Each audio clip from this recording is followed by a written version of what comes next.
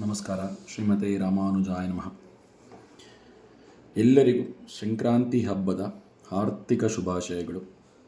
ಸಂಕ್ರಾಂತಿ ಅಂದರೇನು, ನಮ್ಮ ಶ್ರೀ ವೈಷ್ಣವ ಪದ್ಧತಿಯಲ್ಲಿ ಸಂಕ್ರಾಂತಿ ಹಬ್ಬಕ್ಕಿರುವ ವಿಶೇಷತೆಗಳೇನು ಅನ್ನೋದ್ರ ಬಗ್ಗೆ ಈ ವಿಡಿಯೋನ ತಿಳಿಸ್ಕೊಡ್ತಾ ಇದ್ದೀನಿ. ಇದು ಸಂಕ್ರಾಂತಿ ದಿವಸ ಅಂದರೆ ಉತ್ತರಾಯಣ ಪುಣ್ಯಕಾಲ, ಅಂದರೆ ಸೂರ್ಯ ಮಕರ ರಾಶಿಗೆ ಪ್ರವೇಶ ಮಾಡುವಂತಹ ಸಮಯ. ಅದಕ್ಕೆ ಅದನ್ನು ಮಕರ ಸಂಕ್ರಾಂತಿ ಅಂತ ಕರಿತೀವಿ. ಏನಿದ್ರ ವಿಶೇಷತೆ? ಮಕರ ರಾಶಿಗೆ ಅಧಿಪತಿ ಶನಿ. ಯೂಶ್ವಲಿ ಶನಿ ಅಂದರೆ ಒಂದು ಜಡ್ಜ್ ಇದ್ದಂಗೆ, ಪ್ಲಸ್ ಆನ್ ಮೈನಸ್ ತೊಗೊಂಡು ರೂಲಿಂಗ್ ಕೊಡುವಂತಹ ಜಡ್ಜ್.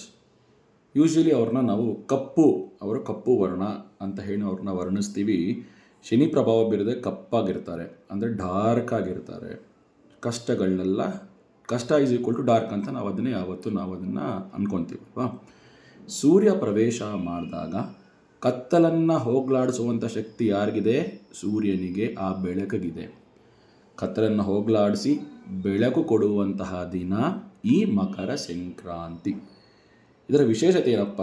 ನಮಗಿದು ಶ್ರೀ ವೈಷ್ಣವರಿಗೆ ಬರೀ ಹಬ್ಬವಲ್ಲ, ಇದು ಮೋಕ್ಷವನ್ನು ಕೊಡುವಂತಹ ದಿವಸ.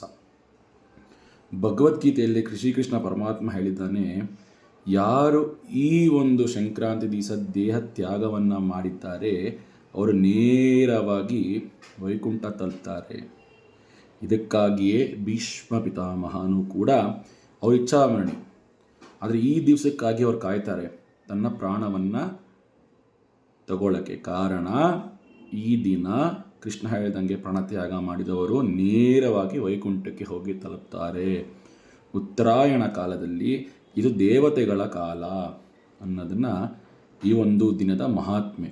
ಹಾಗೂ ಭೀಷ್ಮ ಪಿತಾಮಹರು ವಿಷ್ಣು ಸಹಸ್ರನಾಮವನ್ನು ನಮ್ಮೆಲ್ಲರಿಗೂ ಏನು ಇವತ್ತು ಕೂಡ ನಾವು ಅದನ್ನು ಪಠನೆ ಮಾಡ್ತೀವಿ, ಅದು ನಮ್ಗೆ ಹೇಳ್ಕೊಟ್ಟು ಭೀಷ್ಮ ಪಿತಾಮಹರು ಅದನ್ನು ಹೇಳಿದಂಥ ದಿವಸ ಈ ಮಕರ ಸಂಕ್ರಾಂತಿ. ಸೊ ಇವತ್ತು ನಾವೇನು ಮಾಡೋಣ? ವಿಷ್ಣು ಸಹಸ್ರನಾಮ ಪಠೆಯನ್ನು ಮಾಡೋಣ. ಸಂಕ್ರಾಂತಿ ಹಬ್ಬವನ್ನು ನಮ್ಮದೇನೂ ಅಲ್ಲ, ಪೊಂಗಲ್ ಇಡ್ತಾರಲ್ಲ, ಪೊಂಗಲ್ ಏನಕ್ಕೆ ಇಡ್ತೀವಿ? ಈ ಬೆಳೆ ಏನು ಹೊಸದಾಗಿ ಬಂದಿದೆ, ಅಕ್ಕಿ ಬೇಳೆ ಆಗಿರ್ಬೋದು, ಮತ್ತು ಹಸುವಿಂದ ಬಂದಂಥ ಹಾಲಿಂದ ತೆಗೆದಂತಹ ತುಪ್ಪ ಆಗಿರ್ಬೋದು, ಇವೆಲ್ಲ ಸೇರಿಸಿದಾಗ ಸಕ್ಕರೆ ಪೊಂಗಲ್ ಆಗುತ್ತೆ. ಹೊಸದಾಗಿ ಬಂದಿರೋವಂಥದ್ದೆಲ್ಲ ನಾವು ಫಸ್ಟು ನನ್ನದಲ್ಲ, ಪರಮಾತ್ಮ ಇದು ನಿನ್ನದು ಅಂತ ಹೇಳಿ ಒಂದು ಪೊಂಗಲ್ನ ಇಡ್ತಾರೆ. ಅದಕ್ಕೆ ಅದನ್ನು ಪೊಂಗಲ್ ಅಂತ ಕೂಡ ಕರೀತಾರೆ. ಅಂದರೆ ಹೊಸದಾಗಿ ಏನೇ ನಾವು ತೊಗೊಂಡ್ರು ನಮಗೆ ಅಂತ ಏನು ನೇಚರ್ ಕೊಡ್ತಿದೆ ಅದು ನಮ್ಮದಲ್ಲ, ಅದು ಭಗವಂತನಿಗೆ ಸೇರಿದ್ದು. ಈ ದಿವಸ ಭಗವಂತನಿಗೆ ಆ ಪೊಂಗಲನ್ನು ನೈವೇದ್ಯವನ್ನು ಮಾಡಿ ವಿಷ್ಣು ಸಹಸ್ರನಾಮ ಪಠನೆಯನ್ನು ಮಾಡಿ ಆ ಭಗವಂತನ ನಾವು ಇಷ್ಟೇ ತನಕ ಕೇಳ್ಕೊಬೇಕಾಗಿರೋದು. ನಾವು ಇಲ್ಲಿಗೆ ಏನಕ್ಕೆ ಬಂದಿದ್ದೀವಿ? ಯಾವುದೋ ಮಾಡಿದ ಜನ್ಮದಲ್ಲಿ ಪ್ಲಸ್ ಆ್ಯಂಡ್ ಮೈನಸ್ ಎಲ್ಲ ತೊಗೊಂಡು ನಮಗೆ ಜನ್ಮವನ್ನು ಆ ದೇವರು ಕೊಟ್ಟಿದ್ದಾನೆ. ಈ ಜನ್ಮದಲ್ಲಿ ಏನು ಮಾಡ್ತೀವಿ? ಆ ಪ್ಲಸ್ಸು ಮೈನಸನ್ನು ತೊಗೊಂಡು ಮೋಕ್ಷನ ಇಲ್ಲ ರೀಬರ್ತ ಅನ್ನೋದನ್ನು ಆ ಸ್ವಾಮಿ ಡಿಸೈಡ್ ಮಾಡ್ತಾನೆ. ಇದಕ್ಕೆ ನಮಗೇನು ಬೇಕು? ಮೋಕ್ಷ ಬೇಕು. ಮೋಕ್ಷ ಬೇಕು ಅಂದರೆ ಏನು ಮಾಡಬೇಕು? ಸುಲಭ ವಿಧಾನ, ವಿಷ್ಣು ಸಹಸ್ರನಾಮ ಪಠಣೆ ಇವತ್ತಿನ ದಿವಸ ಮಾಡಬಹುದು.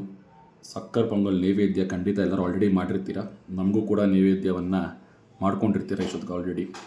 ಸೊ ಈ ದಿವಸ ನಮಗೇನು ಶ್ರೀ ವೈಷ್ಣವರಿಗೆ ಮಹಾತ್ಮ ದಿವಸ ಅಂದರೆ ಬರೀ ಸಂಕ್ರಾಂತಿ ಅಲ್ಲ, ಮೋಕ್ಷದ ಕಡೆಗೆ ಹೋಗುವಂತಹ ದಿನ ಪ್ರಾರಂಭ ಆಗುವಂತಹ ಸಂಕ್ರಾಂತಿ ದಿನ. ಈ ಸಂಕ್ರಾಂತಿಯಲ್ಲಿ ರಾಮಾನುಜರ ಕೃಪೆಯಿಂದ, ತಮ್ಮ ಮನೆ ದೇವರ ಕೃಪೆಯಿಂದ, ತಮ್ಮ ಆಚಾರ್ಯರ ಕೃಪೆಯಿಂದ ಎಲ್ಲರೂ ಕೇಳಿದ್ದೆಲ್ಲ ಒಳ್ಳೆಯದಾಗಲಿ. ಯಾರಿಗೂ ಕೆಟ್ಟದ್ದು ಬಯಸೋದು ಬೇಡ, ಯಾರಿಂದಲೂ ಕೆಟ್ಟದಾಗೋದು ಬೇಡ. ಸರ್ವೇ ಜನಾಃ ಸುಖಿನೋ ಭವಂತು, ಸನ್ಮಂಗಳಾನಿ ಭವಂತು. ಶ್ರೀಮತೆ ರಾಮಾನುಜಾಯ ನಮಃ.